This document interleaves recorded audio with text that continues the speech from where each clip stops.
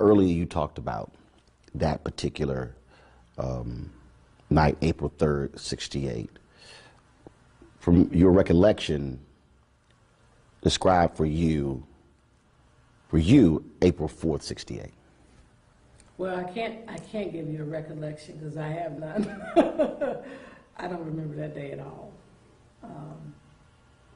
The day I remember is the funeral. And what I remember about the funeral is that lights, cameras everywhere, and it was hot. And I was on my mother's lap. I was a little restless.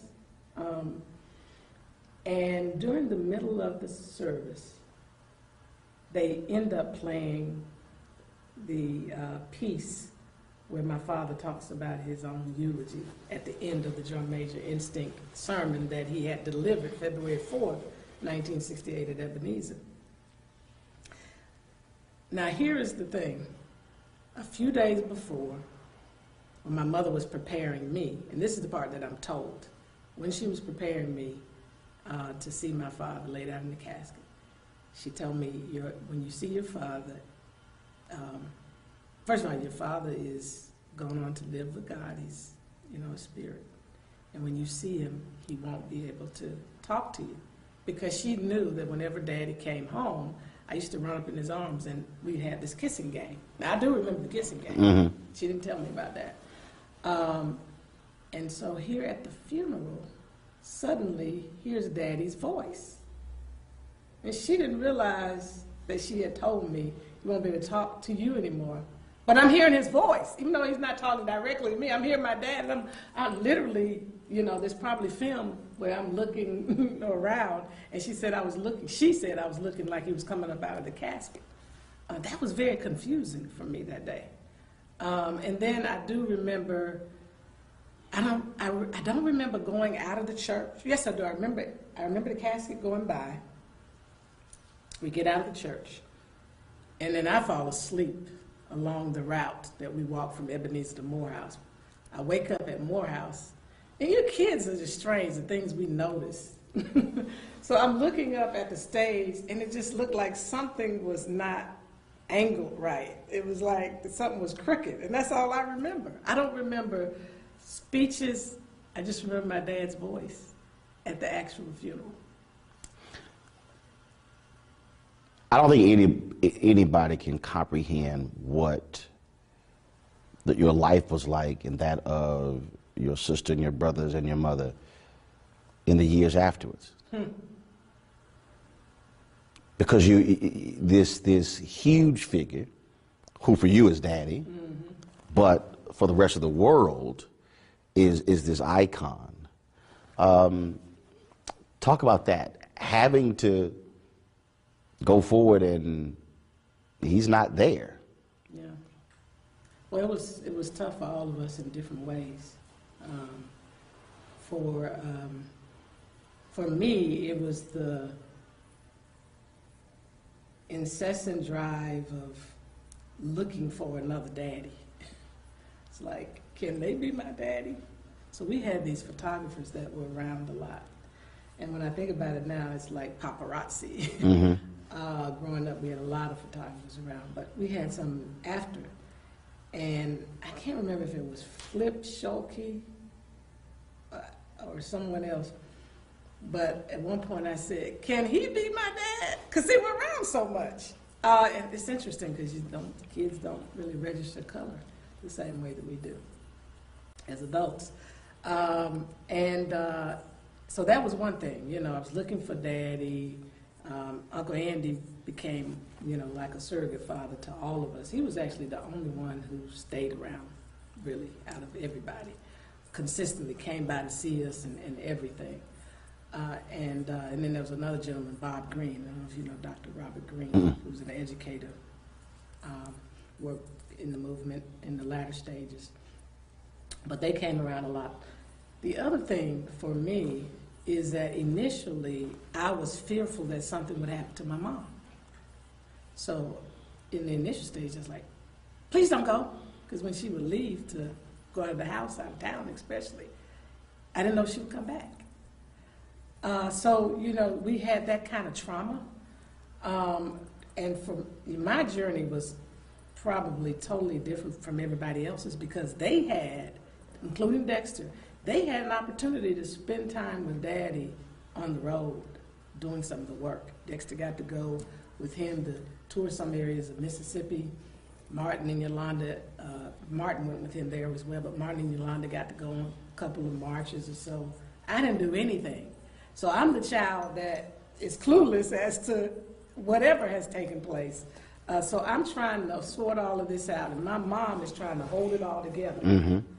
And I don't know this personally, but what she shared, you know, even in her recent book that was published, My Life, My Love, My Legacy, she talked about trying to pull it together coming out of that room because of that void, that emptiness. And Martin was in the bed right there next to her, and she had to do what she needed to do in that room before she emerged because she had to go into mommy role, she had to go into carrying the legacy role, building the King Center and all the work that she was doing. And I never saw my mother really cry. She was just this strong figure. But she helped to try to translate all of this for us and help us understand that our Father made an important sacrifice for all humankind. And I think that's what helped us ultimately, because I went through my cycle of hating, anger, and still struggle a little bit with the anger. But I think because of the things she taught us along the way and that she modeled, it kept us. Because, I mean, what we went through, and then my uncle the next year, being found in his pool mysteriously, and he didn't drown, no water in his lungs. He was there when Daddy was assassinated, so we're thinking something's connected. According to, you know, the accounts of Alvita and the brothers, that Vita heard him say, you know, I know you know something about my brother's. No, she heard her father say, I think she said, I know you know something, or that somebody said, I'm coming after you, or, oh, he said, I'm coming after you or something. I can't remember, I don't want to get it wrong. But the point is that he was mysteriously found in his pool. Then my grandmother gets shot. Right. So we're dealing with, for me, in a matter of 6 years as a child, I'm trying to sort through all of this. So by 11 years old, Dad is assassinated. Uncle's killed. Grandmother's killed. In 6 years. In 6 years as a child. So I couldn't figure all of this out. And I didn't talk a lot as a kid. So you can imagine I'm holding all of this in. And my mother did in the early stages brought a psychologist in, a psychiatrist actually, just to check on us to see if we were okay. And they felt that we were okay. The problem is they didn't come consistently. And so we're carrying this stuff, processing this stuff. PTSD. Yeah, and we're being taught about love, about forgiveness. We're being taught by our grandfather, be thankful for what you have left when you gathered the family together. So, you know, I've had a lot of processing to do in my adulthood because we just kept moving. Mama kept us focused on the work, you know, the importance of serving and giving. You know, I tell people to this day, you know, not only with anger, but I'm still trying as we approach his 50th anniversary of his assassination. I've had a lot of emotional moments. It's almost like I'm not reliving. It's like, to a certain extent, I'm going through it fresh because I didn't get a chance as a child to really go through it in a way that I could process different stuff. And so for me, one of the biggest things that I've been dealing with throughout various seasons of my life is having to share my parents with the world. I mean, that's just been tough. And going back through the cycle of, wow, I didn't even get a chance to spend that mommy-daughter time. My mother, because it was not just my dad's loss. I lost, because my mom was she worked within the movement, had a critical role, you know, advising him, doing freedom concerts to raise money for the SCLC. was a part of the peace movement herself before he even spoke out against Vietnam War. But she was there for my first 5 years. And then suddenly, my extracurricular activities seldom came. And so I'm having to process all of this now, and here's the assassination coming up because it brings all that back up. That daddy was assassinated, mommy had to shift, everything associated with that. Having to do this publicly all the time, you know, and it's tough. It is tough. For you, April 4th cannot be an easy date every year.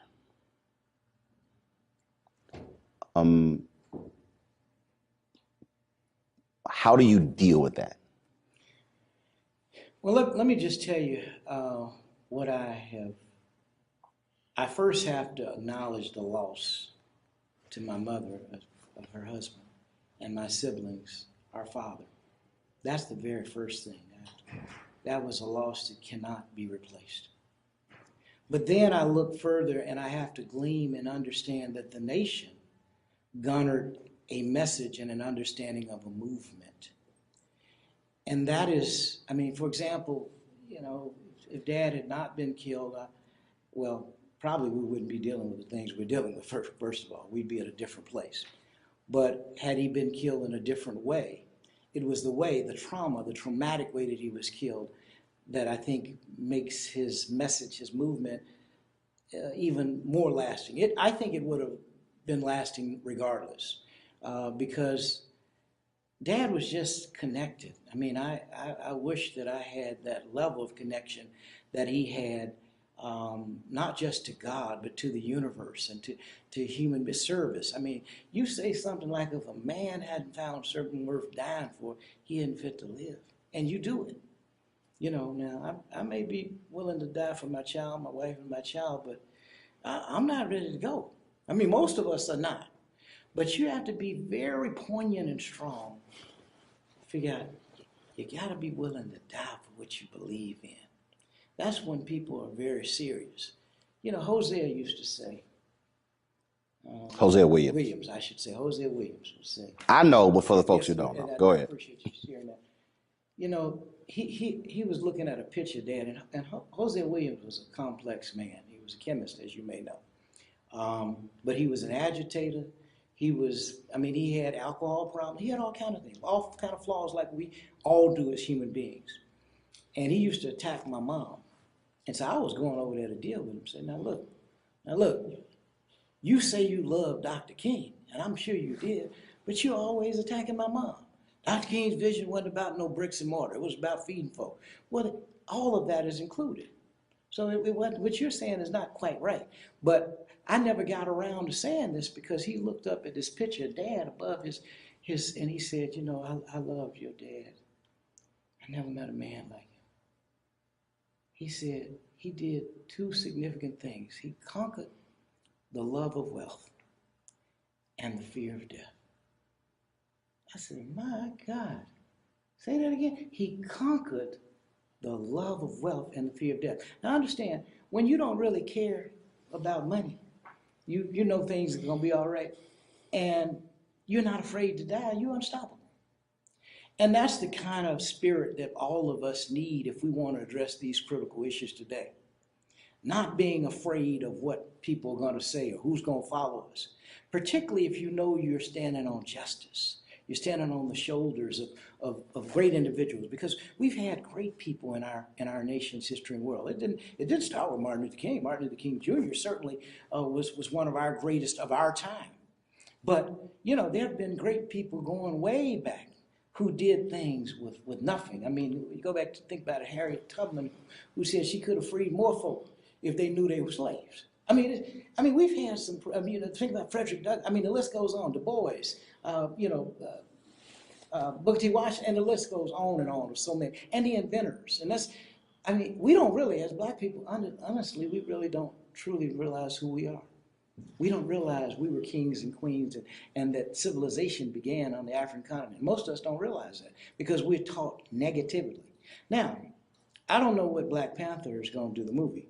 to change some of that, because this has never happened. We've never had an almost all black African cast that is charted all past the numbers. I mean, that's phenomenal, quite frankly.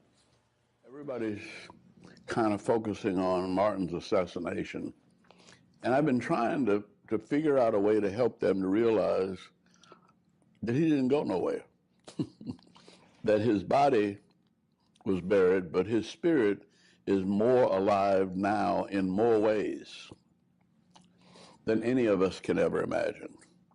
And I think I say that there's nothing that I've done that I did on my own.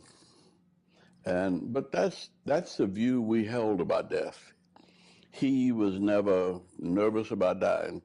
In fact, he almost put you in the dozens talking about your death.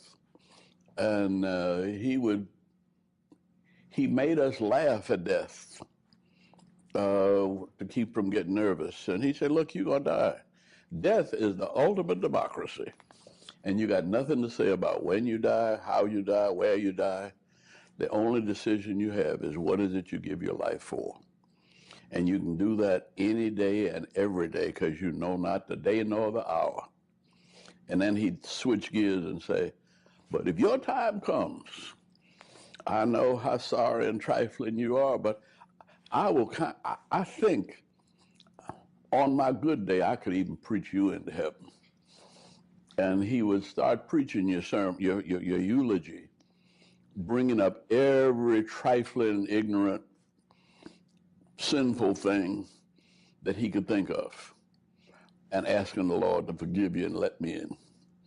And he made us laugh at death. And I came back to the motel, and they'd been eating catfish and, telling lies, and everybody was feeling, I mean, this was the happiest I had seen him in years, because his brother was there, all of his friends were there practically.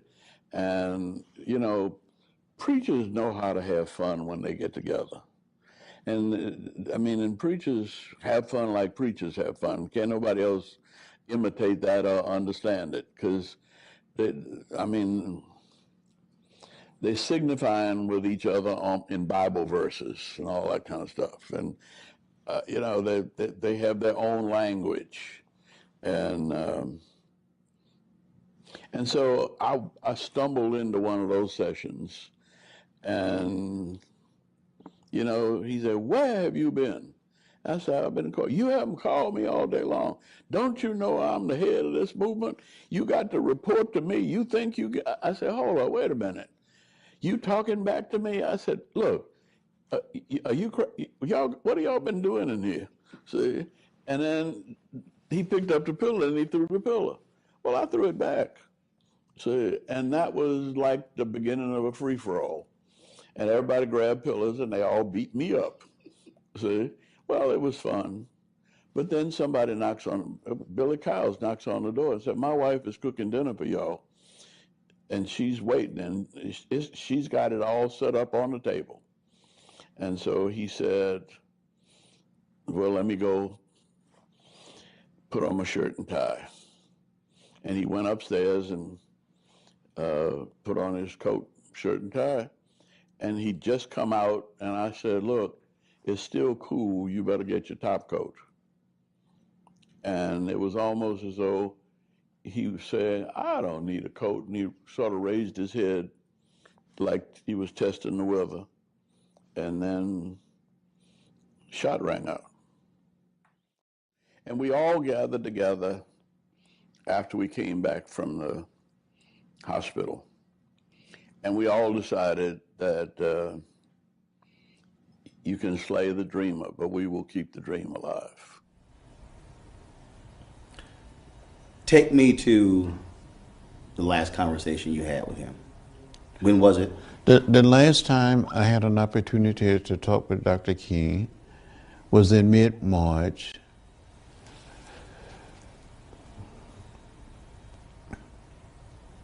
Just before he went to Memphis. It was at Pasca's hotel, a restaurant. He had been meeting with a group of rank and file members of organization working with low income or poor people. They were black, white, Latino, Asian American, and Native American. Because he wanted the Poor People's Campaign to look like America. And he kept saying, I will see you in Washington. And he never made it to Washington. The night that he was assassinated, that evening, I was in Indianapolis, Indiana, campaigning with Robert Kennedy, working toward his nomination, the Democratic nomination for president. And when I heard that Dr. King had been shot, I didn't know his condition.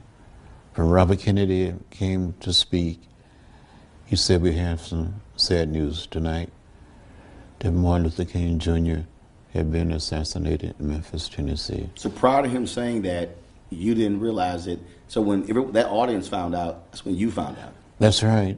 When the audience heard the message, I heard it at the same time. And I cried. And I said to myself, will we still have Bobby? So I went back to Atlanta and helped in preparation for the funeral and stayed there for about 2 weeks.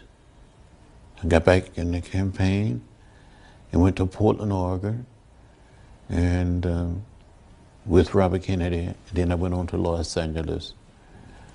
And I teamed up with Cesar Chavez, and we went to these wealthy neighborhoods and homes of primarily white citizens, urging them to vote for Bobby Kennedy rather than for Humphrey or Eugene McCarthy. Went to churches. We had an unbelievable motorcade through the city, and there was these black athletes like Rayford Johnson and the big guy, Rosa Greer, trying to hold Kennedy in the car. And you saw hundreds and thousands of people, especially in the African American community, in the Latino community, rallying for Bobby. And he invited me to come to his suite that evening, and he joked with me. He said something like, John, you let me down today. More Mexican American turn out to vote than Negroes. And he was just joking. But I truly felt that when Dr. King was assassinated, I said, well, we still have Bobby. In less than 2.5 months, he was gone. And I think something died in America with the death of Dr. King and Bobby Kennedy. When I talked to Jim Lawson, I said, in the aftermath of Dr. King's death, what did you do? He said, we went back to work. He said, we had work to do. He said he did not grieve until July. He said that's when he just broke down. Were you in the same place where there was still work to do? That there was no time to feel sorry and to mourn? Well, we were caught up in the moment. It's you had to continue to work. We had a major national election coming up, so I didn't mourn that much. But every single day I thought about Dr. King. Matter of fact, I went back to Atlanta between the campaigning effort and trying to support others. And my doctor said, you need to rest. And made it possible for me to go to the hospital and just rest for about 2 weeks. And then I got back on the road, supporting local candidates, trying to get people registered, turn people out to vote. Became a delegate to the Democratic Convention. I was a junior bond. We would support we were challenging the Lester Maddox delegation of Georgia, and I had a half a vote in the convention, and I voted for Ted Kennedy in honor of Bobby Kennedy. He said, "Doc, pow!" And somebody said, "Get low, because it was a hit." And we didn't know what the hit was going to be, spraying bullets. So I was on the ground, and the Rav was in the room. I think Bernard must have been downstairs. Rav, Billy Kyles was about so far, turning to go down the steps. And there's a picture of Andy, Billy Kyles, and someone just for, and they later pointing that way. And that pointing is that the bullet didn't come from that way, because he's on the ground. It came from that way. So we tell the police who had their guns drawn, go the way the bullet came from. The bullet came from that way. That's that picture. Mr. Withers, the photographer, he was there. Ernest Withers. And he scooped a couple of jars of blood, tried to give me one and Ralph one. I couldn't touch that blood. I remember Ralph coming, back. My son, my brother been shot. I'm his dearest friend. Ralph, Martin, hold on, we need you. Hold on. Martin, hold on. But Doc was gone at that point, you know. And so I just got up and wrapped myself off, and I was standing next door, the room next door. I called Mrs. King. She was in the bed. She said, "Jess, how you doing?" I said, "I'm doing this fine." I said, "Mrs. King, couldn't quite get my mouth together." I said, "I'm reading." I said, "Doc been shot, I think, in the shoulder." I knew better. I couldn't say what I had just seen. They want to check up in that way. I said, "But you should go and see him if you can." She said, "I'll be there momentarily." She got up out the bed. And apparently, for 7-8 minutes, someone called, the press, and said he was dead. Man, bedlam broke out. I mean, the fires around the country. But what excited me the most was, I think it was Reverend Joe Lyre that said, "We can't let one bullet kill a movement." We went through all the trauma of his death. I remember being in the room with Harry Belafonte and Sidney Poitier and Robert Kennedy, talking about what Dr. King meant to us. And doggone, we were in Washington, Robert Kennedy. I was at home, and my mom woke me up and told me. And I remember her crying, and when I seen her cry, I started crying. I mean, it just hurt me so bad, and it hurt my household and so bad. It's just, and I remember seeing the clip, everybody pointing at the vacant building, and man, I seen his brother, and it was just like, man, all this blood. It just devastated me. I'll never forget it. It hurt me so bad to my heart, and I felt so bad for the family, Coretta Scott King, those kids. It devastated me a lot. Yeah, it did. When he returned from Mason Temple, did you have any conversations with the folks who were with him about that unbelievable, powerful speech? Were there any conversations that night when he got back? Because when we reflect on it now, you're missing something. You know what you're missing? What's that? When he returned, did you have any conversations about what he was missing? He wasn't missing anything, because I never left him. Andy never left him. Ralph never left him. We were always a team. We were always a team. We were. That's not an exaggeration. But we would.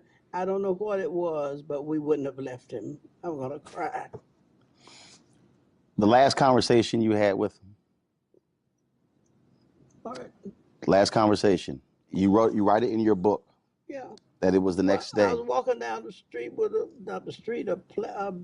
somebody's balcony with a big plate of fried chicken. And you wrote in your book that it was April 4th. I don't remember days like whatever the day was. I'm gonna walk you through. It was April 4th, and you had a meeting in Atlanta, and you had a meeting with Dolores Harmon, and you said, "I got to get back to Atlanta." And Dr. King said, "No, we need to talk about plans to training in Memphis." And you said, "I got to get to Atlanta." He kept telling you, "You can get a later plane." And you said, "I got to get back to Atlanta." And you said the last words to you were, "Get a later plane." And you left Memphis that afternoon. I do remember that I had left, but I also remember that I had a big plate of fried chicken from somebody's house. That in those days people would cook for each other, Mm-hmm. and this woman was glad to cook a plate of chicken, and she knew Dr. King was going to eat some of it. Uh, so he really loved eating that fried stuff. So there's nothing to talk about except he loved to eat fried chicken. What is it you would want to know?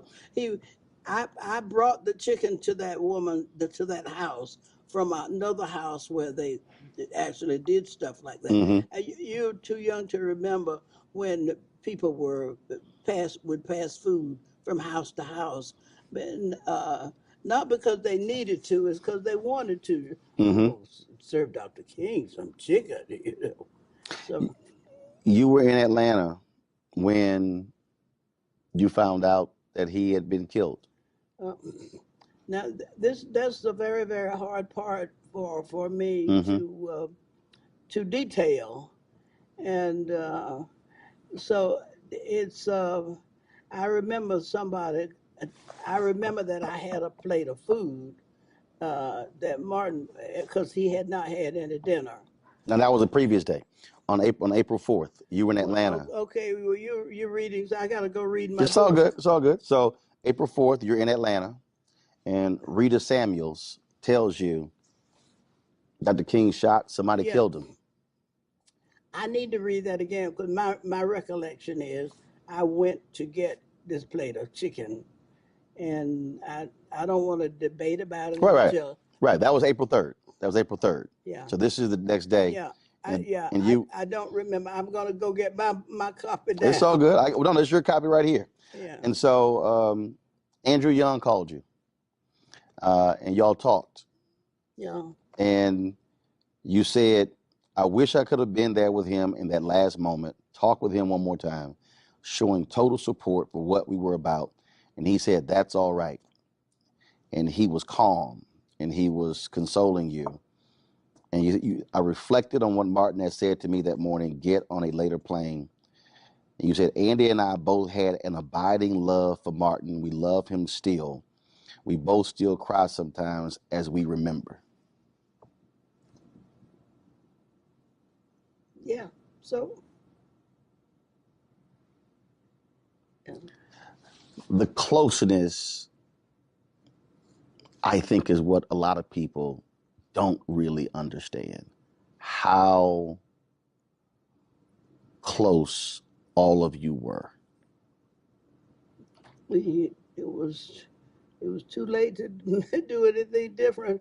We were close. We were like I don't know what it is when you, maybe in the, I don't know, military or somewhere where people get connected and they stay connected. That's not a good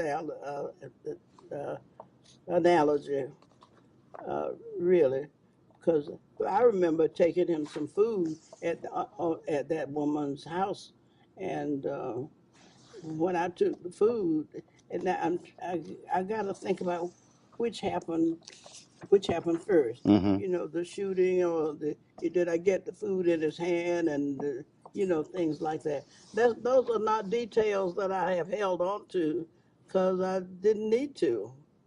And you're the first one that asked me, about that I used to talk about. He was walking down that corridor in the church Mm-hmm. with some staring at that lady's high heel shoes. Do you still miss him? Yeah, yeah, I do.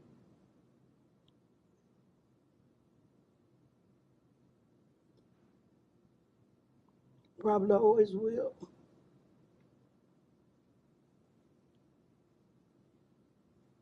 I was sitting in the kitchen having something to eat, and the radio was on, and I was like a lot of people, I guess I was in shock. Excuse me, miss. Can you move down, please? I'm sorry. And I'm weep. bored, so I need this already. And weep. And well, you know, I played Martin Luther King on the stage on Broadway. And so I got a chance to meet the family, spend time with a lot of the family. So it was a very special, well, it was obviously a devastating moment for all of us. Martin King always talked about the fact that he would be shot down in the streets of the nation in the midst of this campaign. He started talking to us about that actually with the assassination of John F. Kennedy in November 63. Were it not for a promise you made to your wife, you probably would have been on that balcony. Well, who knows? Yeah. But y'all were meeting, y'all, all those different. Well, as a family, we try to eat dinner together each night. So. And you told me, you said, I'll be home by 6. That's right. We agreed 6 o'clock dinner, and so I was on my way home. I was in the kitchen with Dorothy when we heard the news over a television set that Dr. King had been shot. At 6:01. Now I just left him, not too long before that. I was stunned when you said we immediately went back to work, that you did not really grieve until July. You said it was the work. That's right. Yes, that's right. Well, in the midst, like these terrible times in which we live, doing creative work on behalf of truth and justice, on behalf of people, on behalf of the wonder of life, on behalf of dissolving sexism and racism, doing work is one of the best ways for us to grieve. So I recognize that as a pastor, as a religious person. So yes, 9 o'clock Friday morning we marched, and I worked through the night to be sure that we were going to be there. I think I remember being shocked and stunned. Of course, the passing and the death of someone in the public space was not something that a 9-year-old considers. But I remember being affected by it, of it having an effect, of feeling a sadness, of feeling a loss, even at that age, that it was something, it was something huge and looming and dark and sad. I think that was the beginning of, what loss looks like. You dropped him off at the airport, and he gets out. As you think back, have you, I'm sure you have you just went back and just played every part of that? What he had on, what he said, last look, all of those things. Because that was the last time you saw him alive. Yeah. But let me tell you what happened.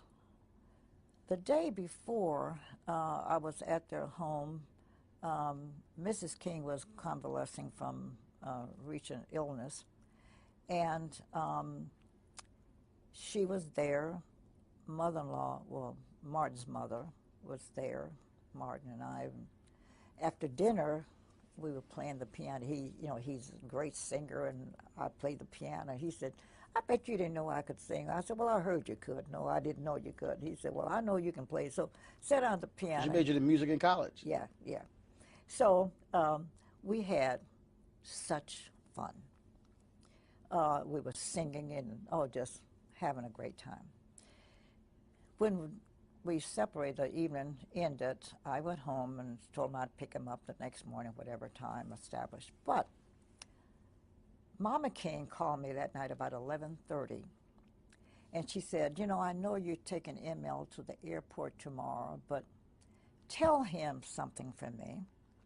Said, "Just like that fun we had today, I'd like to have more days like that. I know I'm the mother and I have to understand he's busy, but you see to it and tell him I want him to plan more fun time for family hour. Will you do that for me?" I said, "Of course." Well, I told him, I said, "Now your mother called me," and I told her she wants more of your time, and We're going to see that you do that. Well, guess what? About 3 or 4 o'clock Atlanta time, because Memphis was an hour behind us, he called her, talked to her about an hour and a half. She said it never happened before. Could you take your mother for granted? He knew she was going to be there. She was supportive of her. The son loved him dearly. But he didn't bother to call her. But when I saw her that first time that night, because I went over to check on them, she said, listen, when this pain subsides a little bit, I'm going to tell you how much I appreciate what you did. Because he told me you told him what I said. And that prompted him to call, and they had a big laugh about, here's the call. And he knew, I think, because he called his brother. He'd never done that before. Called him on the phone, I understand, talked a good time with him. He did a lot of odd things. I talked to him, and he said to me, why does my room number sound so familiar to you? I mean, to me, he said. And I said, I don't know, because I don't know what room you're in, because we had switched hotels. And he said, it's 306. And I said, well, that's my house number. And I said, you've been here enough, so I guess you make it the relationship. And I said, oh, that all of these things were odd things that happened that day. April 4th. Uh-huh. It was early in the day that he called me.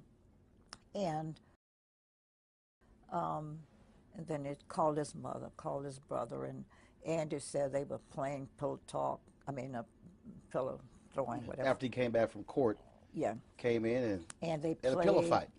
Yeah. And so he did a lot of things that day that were unusual, I understand. I wasn't there, I was here. But he did a lot of unusual things, Oh, I tell you something else that was most unusual. Coretta's favorite gift is red roses. And every birthday, her birthday's in April. April 27th is her birthday. Now he left on, it was March, I guess, when he left Atlanta. Mm-hmm. He bought her some artificial flowers and left them in the library of the house. And he told her to go get the flowers. And no, he told the housekeeper to tell her, when he leaves, go get those flowers out of the library. She was angry. He said, did you get those roses? So she said, yes, but I'm mad about it. He said, why? He said, because they're artificial. And guess what he said to her? I didn't know whether I would be here on your birthday or not, but I wanted your roses to be here. Now, he died. That was April 4th. Well, that was April 3rd when he talked to her. Her birthday is April 27th. Mm. He said, I don't know whether I will be there in person for your birthday, so, but here are your red roses. She kept those roses a long time. Mm-hmm. 6:01 p.m., April 4th. Shots ring out. How do you find out? I was having dinner with the Grand Dragon of the Ku Klux Klan.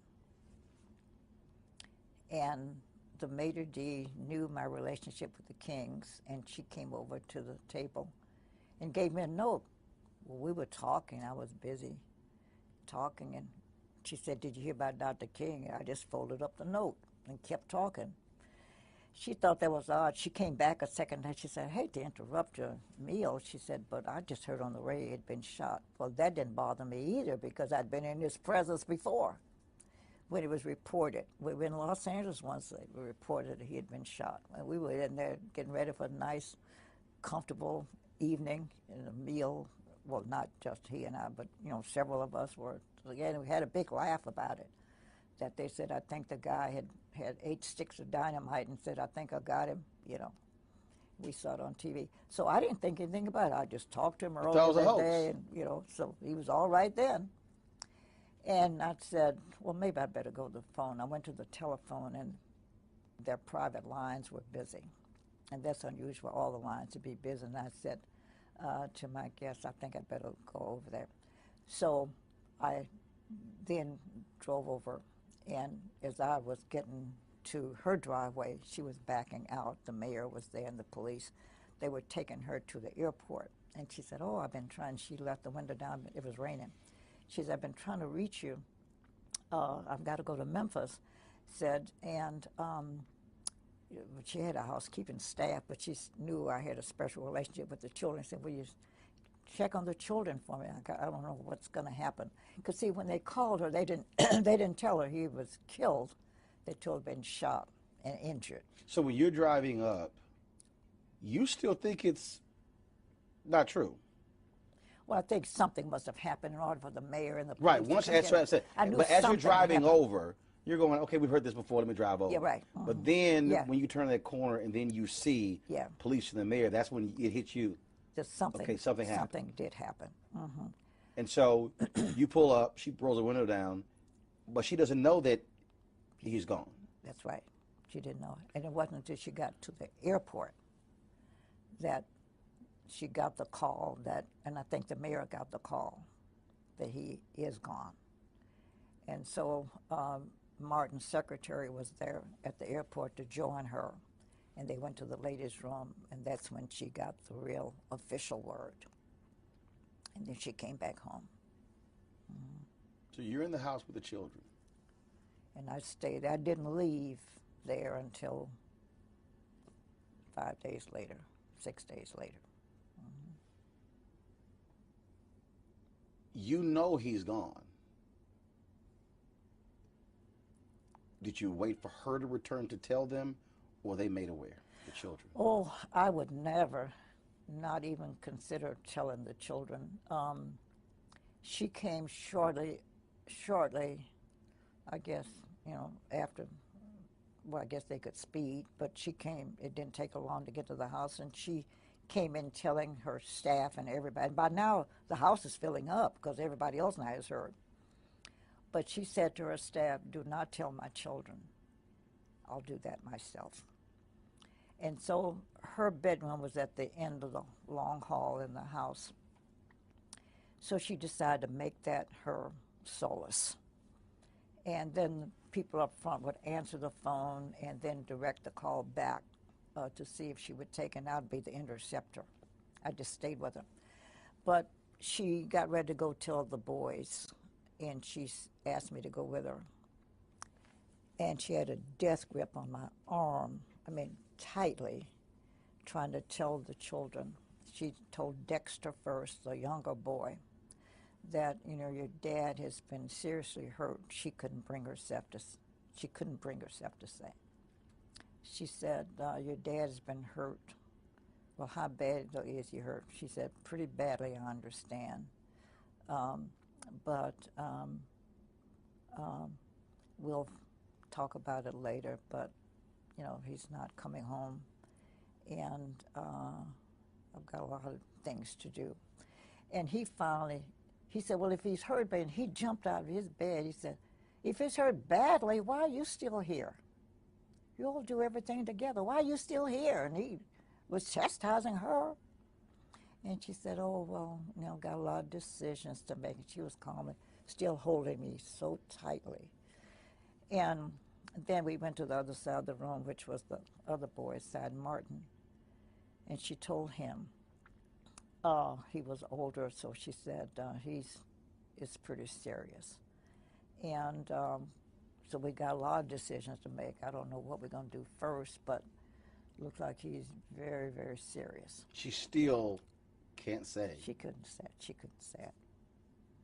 And he said, well, what must I tell my children? My friends at school tomorrow. So she said, well, you're not going to go to school, so you won't have to worry about that. And he leaped up. What do you mean? I have to go to school. Miss Davis said there'd be no cutting her classes. And I laughed later, not at that moment, but I said, oh, that teacher put fear in those kids, cutting these classes. But she finally got out of the room, and then she had a sigh of relief, that she finally had told them. Now, Bernice was too little. She was only like 4, I think, and didn't understand.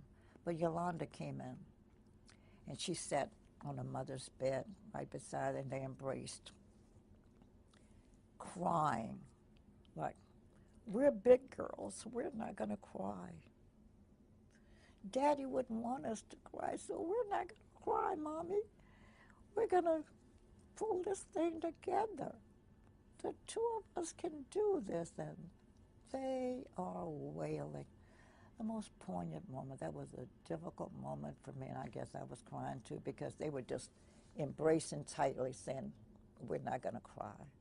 We're not going to cry. But what, so they finally said, okay, we're gonna work this thing out. As the calls were coming in, they would assume Mrs. King would want to talk to the president. And so you know his voice, so I would take the call and said, okay, Mrs. King, this is President Johnson. But what was interesting, everybody had the same message. And it's the same one maybe you and I make, like someone dies, you said, if I can do anything, let me know. And meeting it, you know, anything you need me to do, let me know. If there's anything I can do. Mm-hmm. Everybody had the same message except one call. Kennedy, Robert Kennedy. His call was the one that was different. He said, Mrs. King, it's obvious. Now, when he called, it was, now see, in Atlanta, it was about 5 or 6-ish, and people started calling. And so up until now, it's almost 10. Mr. Kennedy said, it's obvious, Mrs. King, that you need more telephone lines because I've been trying to get you ever since the news broke. But Mr., and I'll make up a name because I don't remember the name, but Mr. John Jones is en route to Atlanta now to install 9 telephone lines for you. He'll be there at 12:30 tonight. He's en route now. I also heard on the TV that you'd perhaps want to go pick your husband up in Memphis. So we've dispatched a plane. It's already there in Atlanta. The pilot's name is Sam Smith, tailgate number 12345, telephone number 822 or something. So whenever you want to go, all you have to do is make this call. He will take you, and he's in readiness whenever you want to go to Memphis. Also, who's your point person? And she told I was going to be her lead spokesperson. And he said, Zernona, call every hotel in the city of Atlanta, talk to the management, and put a clamp on all the rooms in the hotel, in the city, that people will be coming to this funeral who are heads of states, and we got to be sure we have the right allocation of space. And my team will be there tomorrow morning, and we're going to set up an office at 123 Maple Street, and we will help govern things. He just lay everything out, and we followed his rules. Because he had been through it. Mm-hmm. He said, we know how, we've got experience in this. We know what we're doing. And he was right. And I was there when Jacqueline Kennedy came, which was the expected moment. Two things happened. I don't know, you got time for me to tell all this? Before I tell you about Mrs. Kennedy, I'm going to tell you about Nixon. He wasn't president at that point. He was the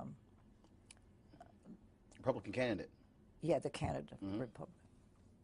He called our newspaper publisher and said, I know Dr. King's feelings on me, but do you think you could help arrange for me to come visit Mrs. King? My wife and I want to come make a call on her. And he said, no, I can't do it, but I've got a very good friend who's at her house, and he was talking about me, and she will tell me whether you can or not, so let me get in touch with her, and then I'll call you back. So he called me, and I said, I don't know, I didn't run it by her. Well, when I told her that, in the house there were people who said, oh, no, Dr. King would want to see him, and so they talked to her, saying, no, why don't you say no? Well, I had her last ear, so I said, Mrs. King, this is not a time for politics. Why don't you let him come, but let's lay some ground rules. No entourages, no press, no nothing. Just come. If he's making a personal call, then he personally can call on her. So she bought my advice and agreed. Called Mr. McGill and told him and said we wanted him to come unannounced. And sure enough, he came. But guess what happened? He came up, and we knew what time. They told us all the way. He's at the airport now. He's on his way. So we knew when to expect him. And when he came here, I went to the door, the front of the house. He came in a beige, I don't know cars, but like also a Chevrolet, something like that. It wasn't a fancy, well, I don't want to offend anybody, but it was a small car. And I ushered him in. Well, he was by himself, but he said, you know, Mrs. Nixon was coming, but he said that they got a call that one of the girls got sick and she had to rush to New York. He said, but, so he sat by her bed, that's where she received her gift. She said, on her bed, we had a chair, and he sat there face to face and told him he knew how Dr. King felt. He said, but this is not political call. My wife and I were coming, and he went on to tell why she knew. He said, I have brought with me a check, a personal check, that we are feeling the grief, and because we are Americans, we have to take some responsibility for this. So as our personal expression of sympathy, we want to educate all 4 of your children. And this check that we have here will cover their expenses wherever they go. There's enough money to educate all 4 children. Nobody knows that story because I haven't told it but a few times. Then we were told that Mrs. Kennedy was coming, and then the day she was due, she said she couldn't make it.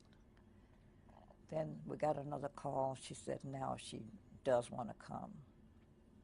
She said, I don't have the strength to make it. Because she had to release, she knew the pain of Coretta Scott King. You're getting my script ahead of me, because what happened is she finally came. And as I said, you know, describing, you can get the picture of the house. The front door was up there. Coretta's bedroom was at the end of the hall.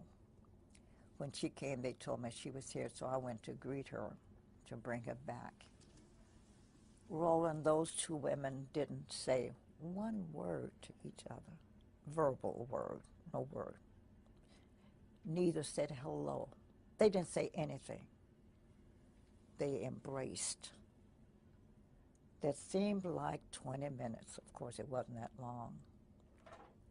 But they embraced without a spoken word for an endless period of time. But you don't have to be smart to read their lips and their heart. The heart was saying, we know what you're feeling. You know, I know, we know. That was the most poignant moment, and it was the one time that I cried because I was feeling their language. It has to be hard for you because here you are. You go to the home. You're with the kids. She comes back. She asks you to be with her when she tells the children. You have to be her rock. Oh, yeah. So you can't grieve. You can't break down. You can't. You're taking the phone calls. You're doing. So how are you? Did you just sort of just go like Robert Kennedy? You just went right into work mode? Oh, yeah. Because I'm not even sure that I ever cried, come to think of it. I'm saying later, but I never got a chance to grieve. Because one of the things, when she was trying to decide whether she's going to go to Memphis, and then right away I said, oh, gee, she needs clothes, because I wanted her to look nice. She's going to be photographed wherever she goes. So the next morning now, we were up, or the night went into morning. So by morning time, I told her I was going to go down and get some clothes. And I did. I went to a nice little shop downtown Atlanta that had nice clothing. And I told the man that I've come to pick some things for Mrs. King. I have no money.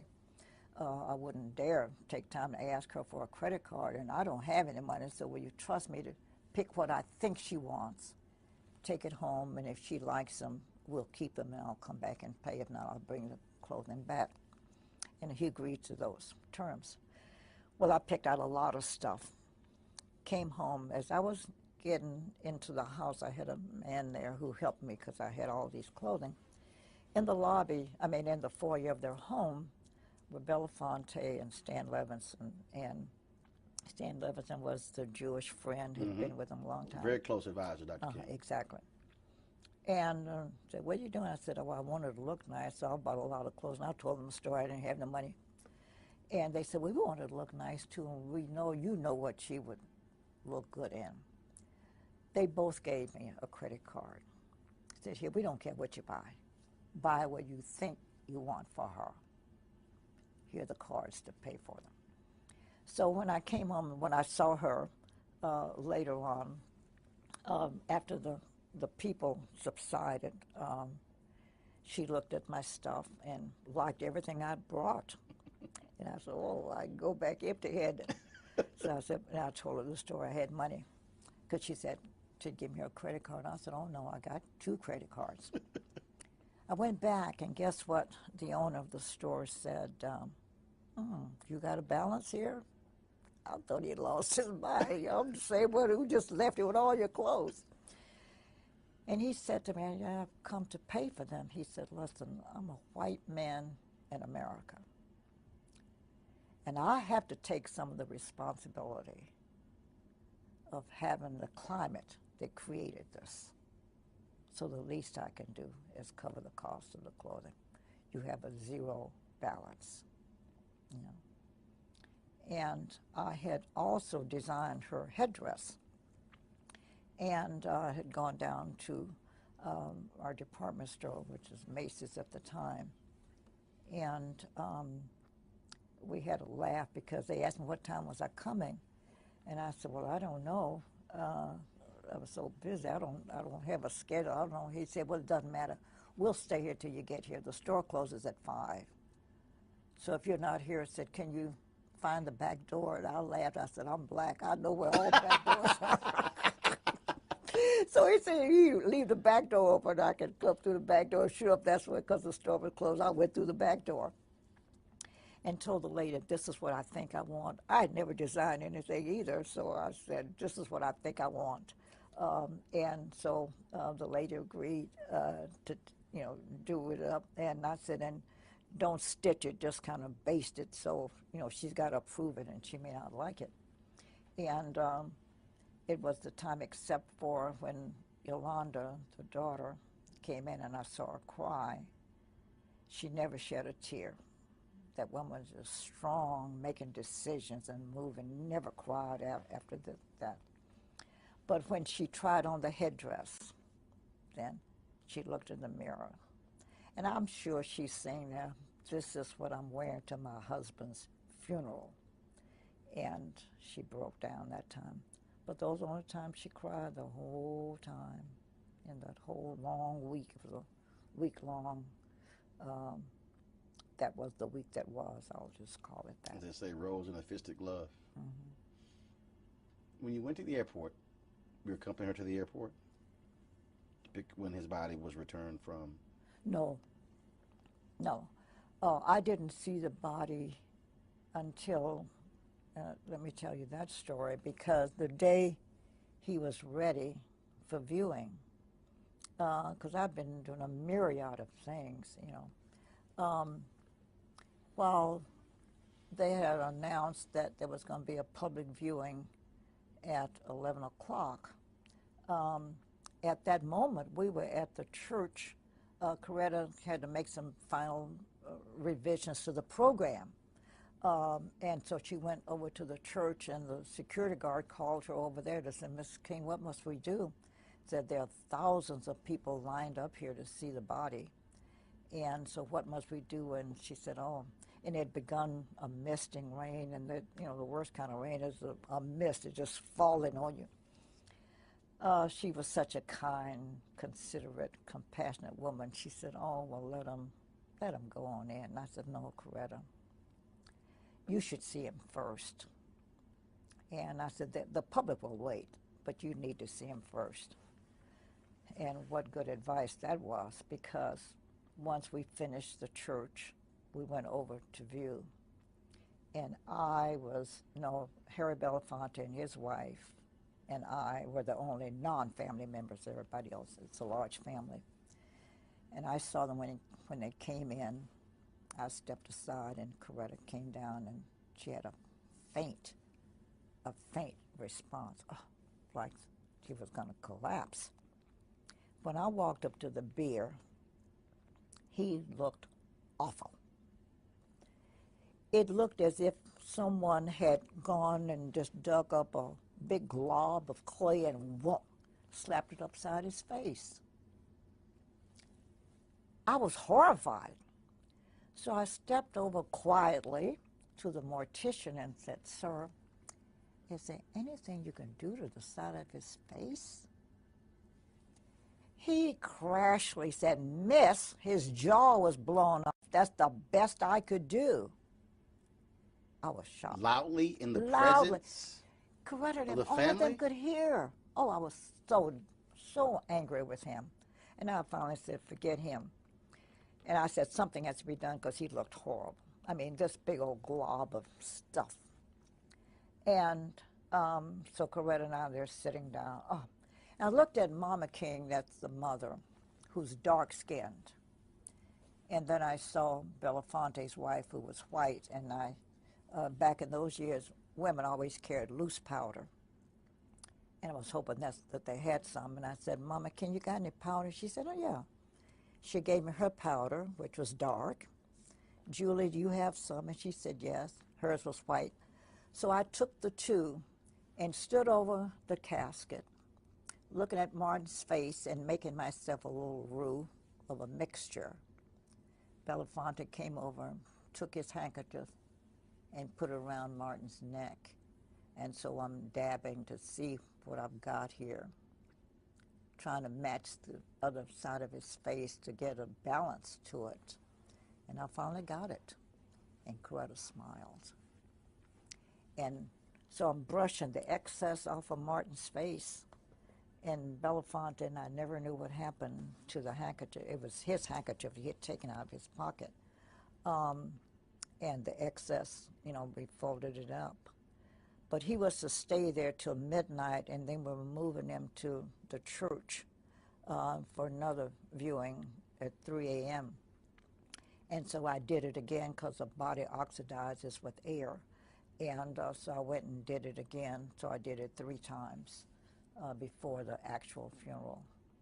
Martin Luther King, I believe at least a year before he was assassinated, began to understand that he had gone so far that it would be almost impossible for him to escape danger, if not death. And so we began to talk about it. And up until the very end, when that last night at the Memphis meeting of garbage workers, when he said he was ready, that's the way Christians like that think about life. They want to be ready when the time comes. And I think he was preparing himself.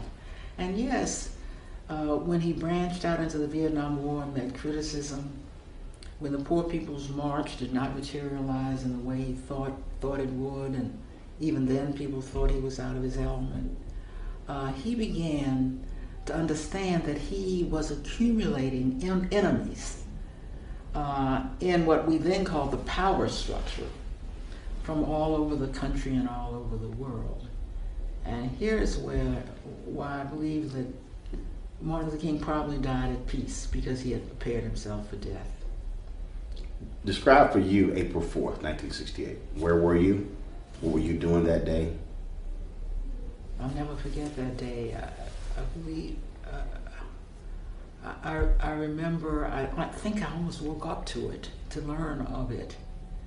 And as much as we had learned of his encounters with danger, I have to tell you, Roland, assassination I was not prepared for. I was young and married and just had my first child, and for me, the civil rights movement would go on, or some version of it, forever.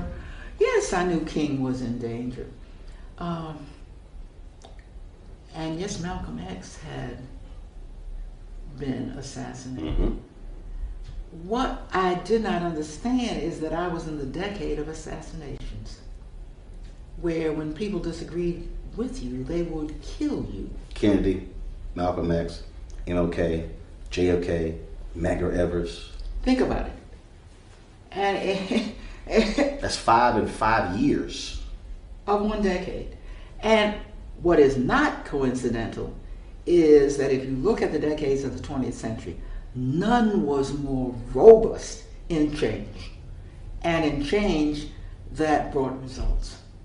It was as if the country had a cataclysm, a lot of change, a lot of reaction. It was a strange period, Roland. See, that started for me, that strangeness and that unbelievableness that that was happening to a lot of our political figures in those days. Started to me with the assassination of John Kennedy. Mm-hmm. You know, I never will forget that day in my life, or any of those days, because I was actually on my way to a business meeting when they came on the radio and interrupted and said they at that time they were just saying they thought he was dead, but he had been shot in Dallas. And I'm thinking, my God, this is the 20th century. And this is the United States of America. And you mean to tell me our president can be assassinated? I mean, back in the days of Lincoln, but okay, fine, it was, but not in the 20th century, with all the protection and all the pre-planning for his routes and all the stuff like that. He could be assassinated. That was unbelievable to me. I actually saw Robert Kennedy get assassinated on TV. I was watching that night, So Martin Luther King. Now, for Martin Luther King, who was Martin? Martin Luther King was the main warrior for the black people, as far as I'm concerned at that time,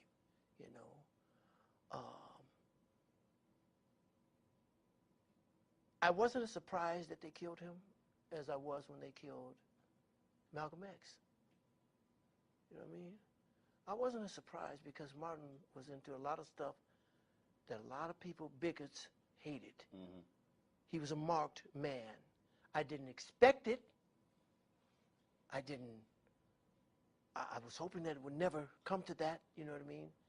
But it did not surprise me because of who he was and what he was doing, Horrible day. Horrible, oh man, here we go again. Where were you? I don't even know where I was. I was in oblivion, that's where I was after that. I don't know where I was, but it was just, here we go again. When is this going, what's safe? Who's safe? You know what I mean? Weird April day. 4th. What were you doing that day? What was the day like? Oh yeah, every day was a day of mobilization. We would meet with the men to the degree there was any progress. We'd report on what that was. If there were any unusual things happening, fill them in on that. If there are any questions they had or decisions they need to make, to try and get that done. But everybody was mobilizing for the march. But you also had a court hearing that day, if I'm correct. Yeah, that was a series of injunctions. But SCLC took responsibility for dealing with the injunctions. Andrew Young and James Orange and some of the other fellows and their lawyers took responsibility for the court because the court had enjoined the march. It had not enjoined the mobilization and community action work that we were doing. So that day goes along. You go throughout the day, you get to the evening. Where are you? I'm at the headquarters building of what was called then the minimum salary building of the AME Church, which is a building next door to where our mobilizing headquarters were, which was Cleveland Temple. In the evening, I lose track of the time, but the word came over the radio that Dr. King had been shot on the balcony at the Lorraine Motel. And among all the unbelievable things that you just refuse to accept, this was one of them. So you hear this on the radio.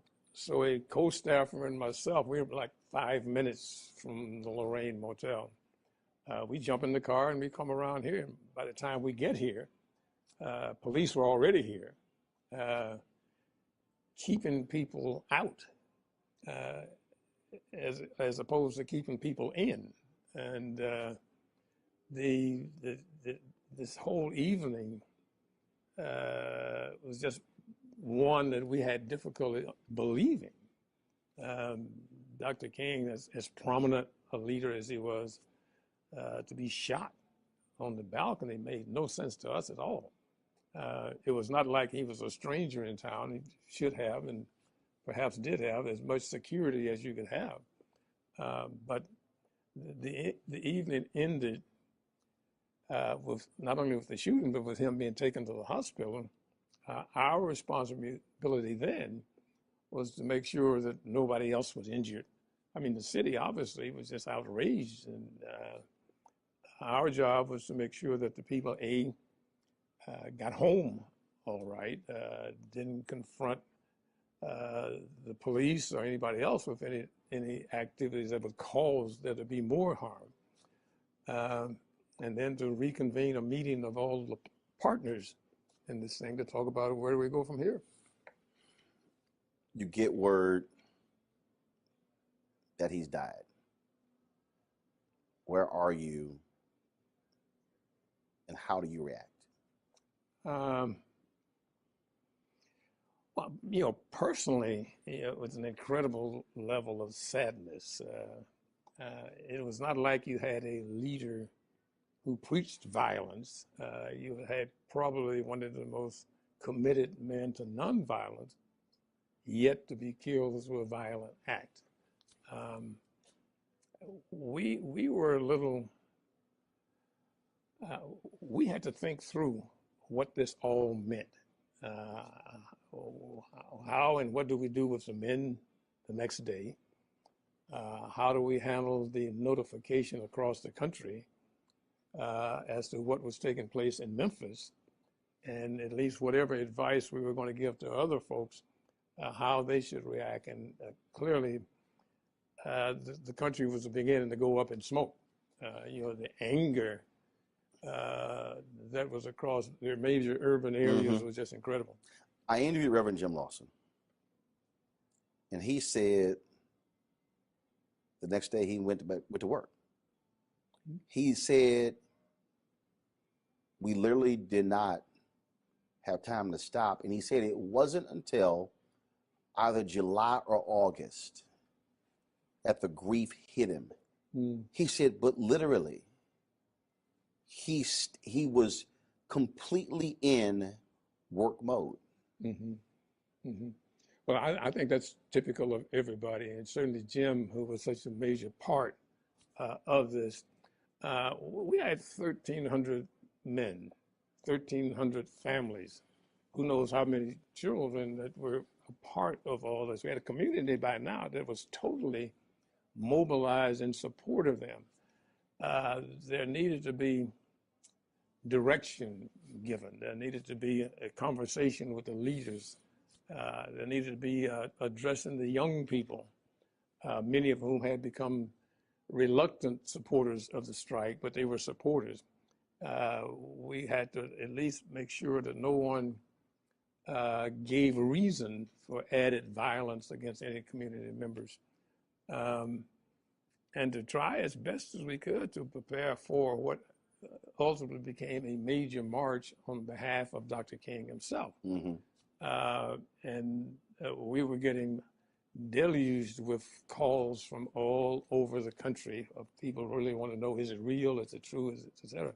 I distinctly remember a call from Byatt Rustin, who was on a radio show in Westchester County someplace, where people were equally upset.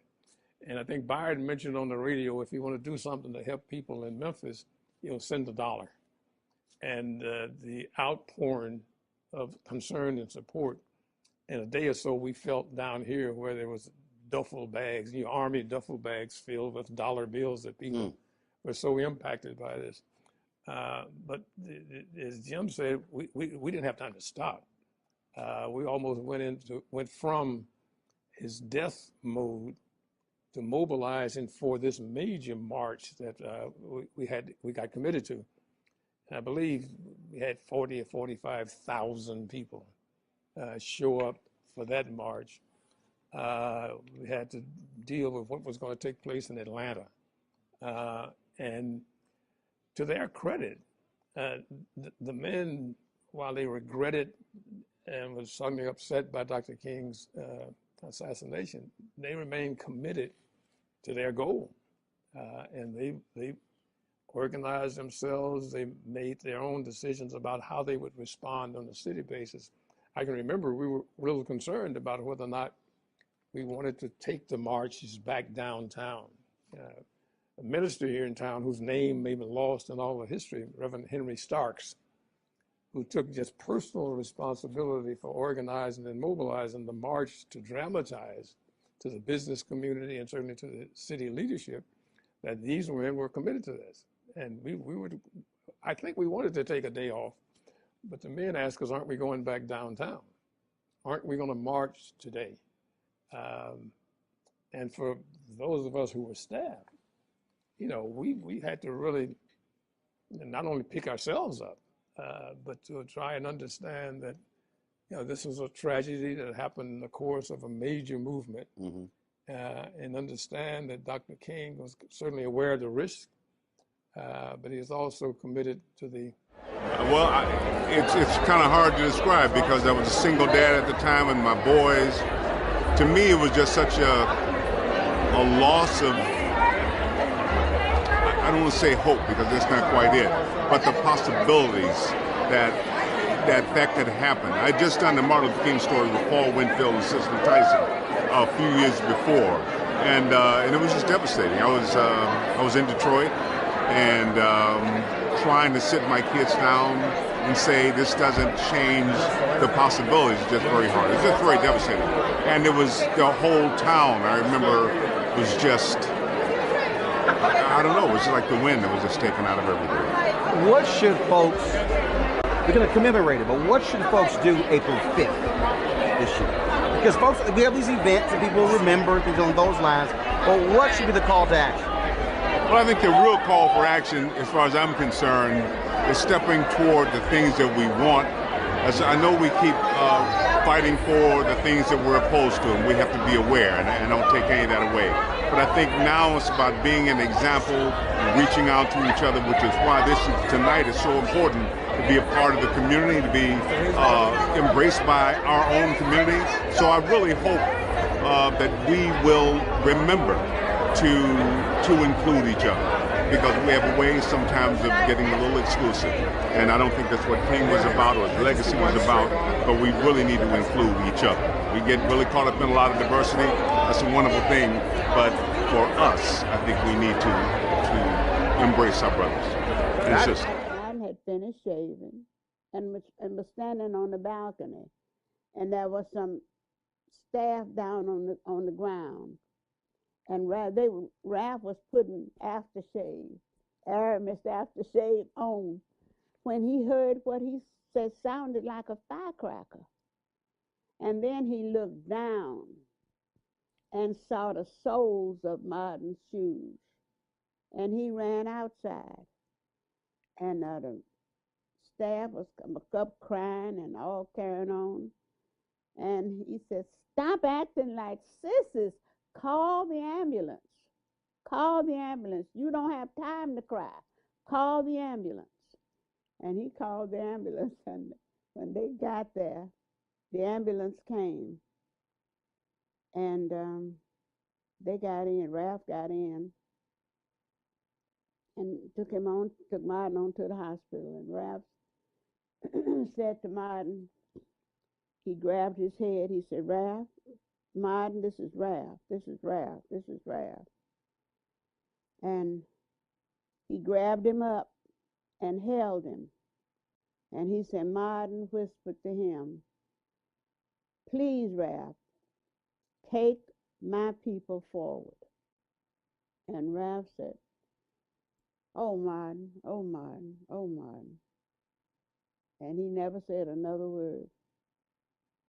He was gone. Oh, wow. When they said that Martin had been shot, Coretta called me and said, Juanita, we always kept a bag packed because we never knew when we were going to have to move instantaneously. So she said, Martin has been shot, and we need to go to Memphis. I said, okay, I'll meet you at the airport. And as we turned into the airport, they announced Martin Luther King just died. And my little children were in the back, and they just started screaming and hollering, oh, Uncle Martin is dead. Uncle Martin is dead. Uncle Martin is dead. Oh, what about Yoki? What about Yoki? Because my daughter and Yoki were like, you know, they were in diapers together. So they were each other's first friends. So we got there, and the chief of police and everybody was around Coretta. And because I told you we were getting ready to go to Memphis. And I said to her, I said, well, Coretta, I'll meet you back at your house. So I left there and went on to her house. And I stayed there that night. And I said, well, Coretta is, you know, what are we going to do? I said, I'm just so glad Ralph was not there. I said, because they would have gotten two at the same time. They would have gotten both of them. I don't remember grieving at all. This was what you always expected, all right? But you knew also that that wasn't going to end the struggle. And it's the struggle that you were concerned about. And you were the struggle that Martin was concerned about. It was, that's what it was all about, right? Is that it wasn't about, well, Martin is dead, and so let's go home. And that's nonsense. You would work harder because you didn't have a Martin King. We knew that everything was going to change. Describe for you April 4th, 1968. What were you doing that day? Where were you? April 4th, 1968, I was in my office in Wall Street, and I was leaving early because I was preparing to go down to Memphis, Tennessee. I had already talked to Martin earlier and to Bernard Lee and Andy about the logistics, about I want to be sure that you're going to have somebody meet me at the airport so you can take me directly to the place where he was speaking. Okay. So I'm rushing to go to the airport. And the phone rings, and I said, I don't answer the phone. Then something said, I don't know. I said, answer the phone. So I picked up the phone. It's Harry Belafonte. I said, Harry, I can't talk to you. I'm rushing to the airport. I'm going down to see Martin now. He said, you got your television? I said, no. I said, he says, Martin's been shot. I said, what? So I turned on the television. And there, that's all it is. Martin Luther King Jr.'s been shot, you know. I get on the phone. I can't reach anybody. All the lines are busy. I can't reach Billy Kyles. I can't reach anybody. Can't reach Bernard. I can't reach anybody. Can't anybody meet me. And I'm trying to decide what to do. And the phone rings again. You know, I wasn't even paying to the television. The television's in another room, and I'm trying to get through on the phone. Harry Belafonte, he says, Martin's dead. And he says to me, well, what are you going to do? And I said, well, what do you think I should do? He said, I don't think you should. Harry says, I don't think you should go. I said, we should get some more information. I don't think you should go. So I hang up the phone. And the very first thing that came into my mind was, they finally got him. They finally got him. sometime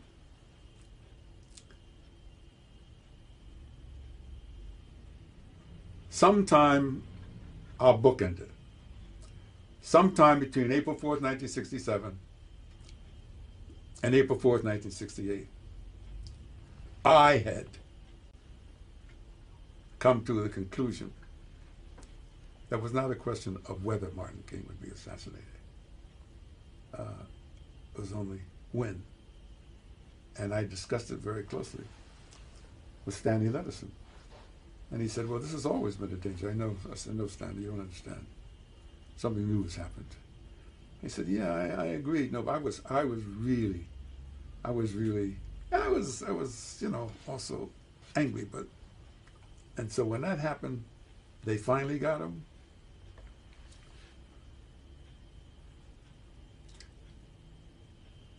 Within that same thought, Roland, you know, your family, I can tell you. I wondered to myself, I said, I don't think I can stay in this country. It's fine, it's fine. I'm having a conversation. No, I can't stay in this country. I'm Clarence Jones. I said, no, I can't stay in this country. The anger was so seething, you know. And I was drinking more heavily than I drink today. You know, I was drinking, you know, martinis and traveling to the South. I was drinking my Jack Daniels and so forth, you know, hanging out. Orville Billingsley, you know, you couldn't have a conversation with Orville Billingsley unless you drank. You know? So I was just, the anger was just beyond. I had made a personal judgment. I said, Clarence,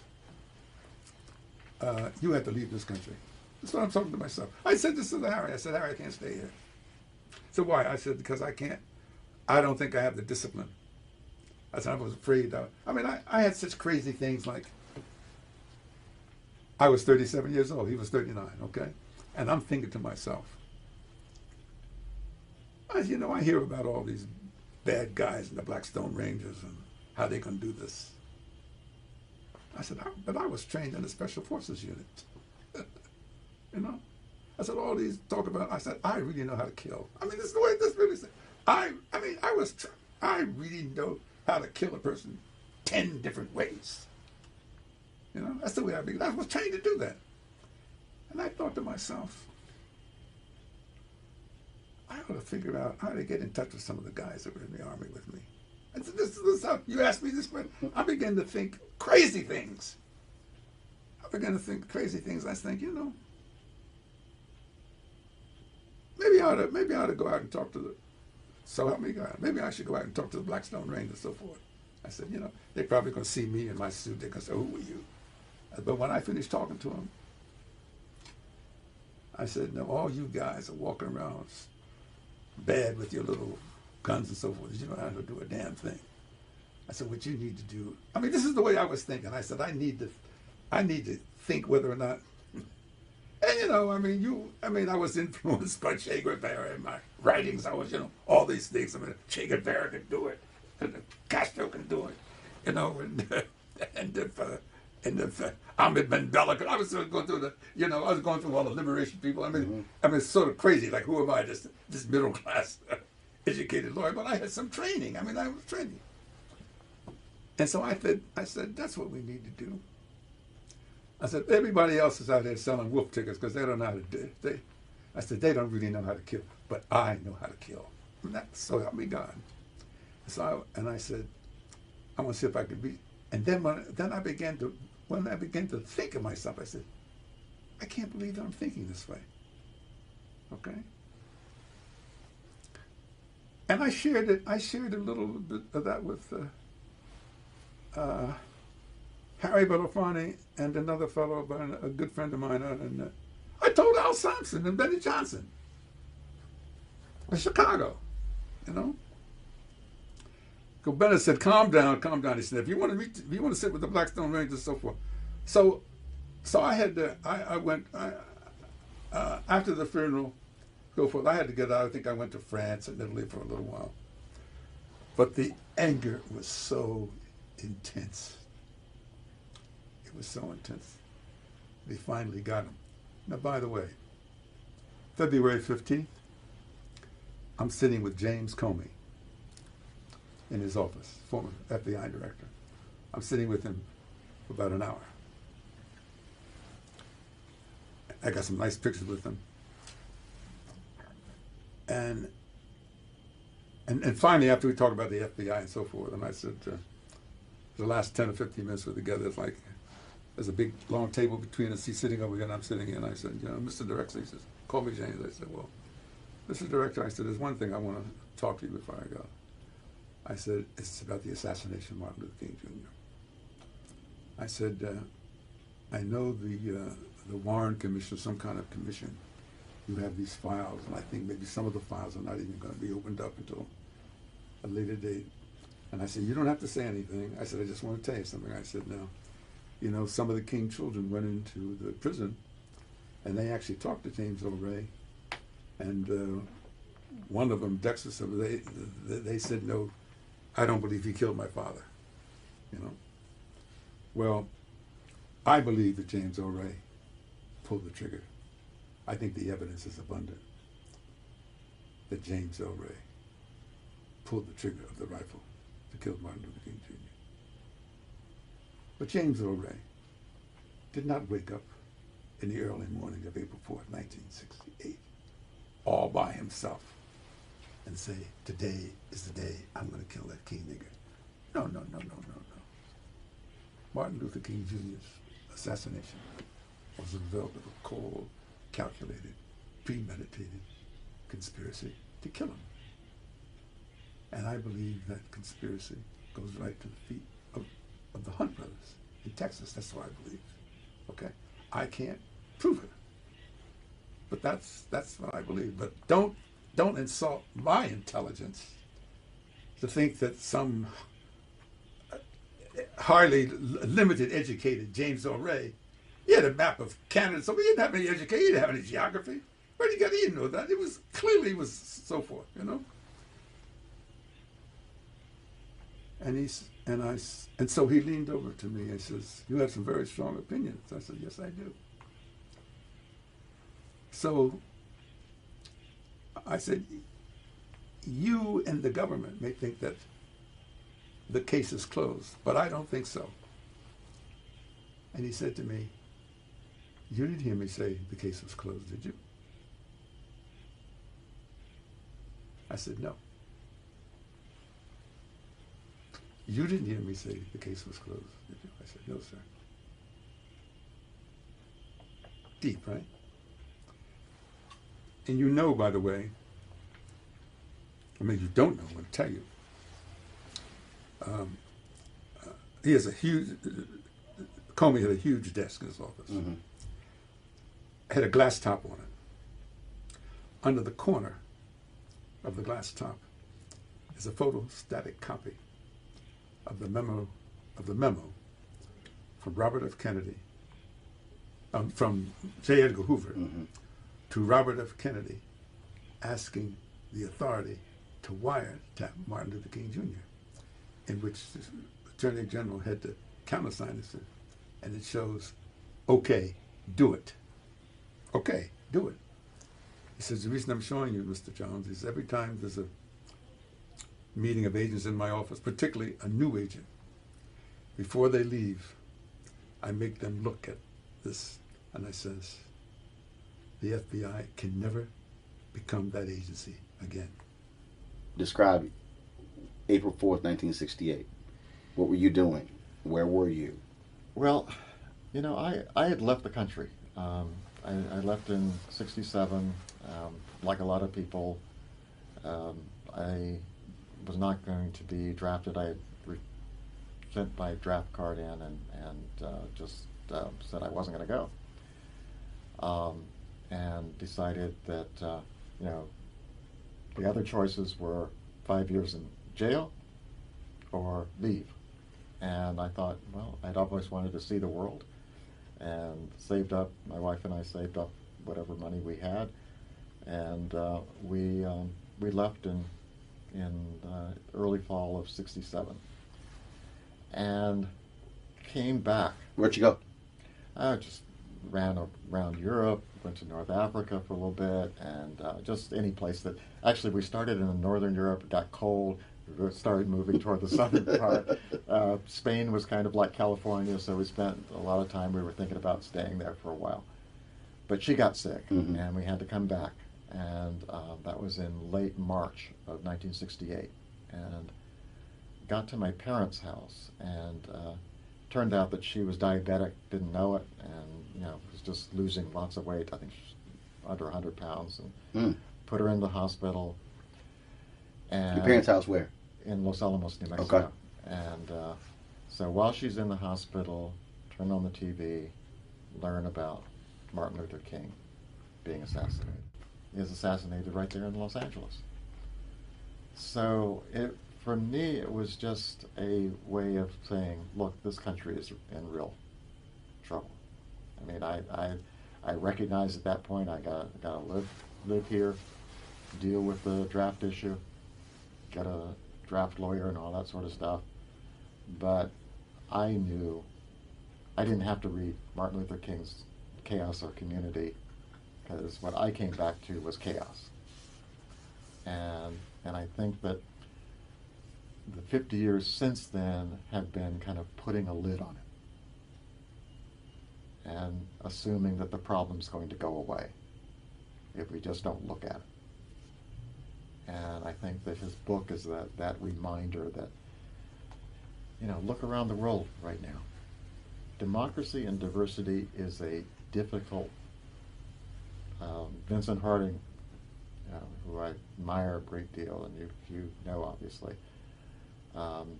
he said we should have advanced courses for everybody in democracy and diversity, because if you are investing your destiny to a group of people and they're not like you, different religion, different other things, you're going to have to learn how to work with that group of people. And I don't think we as Americans understand that takes work.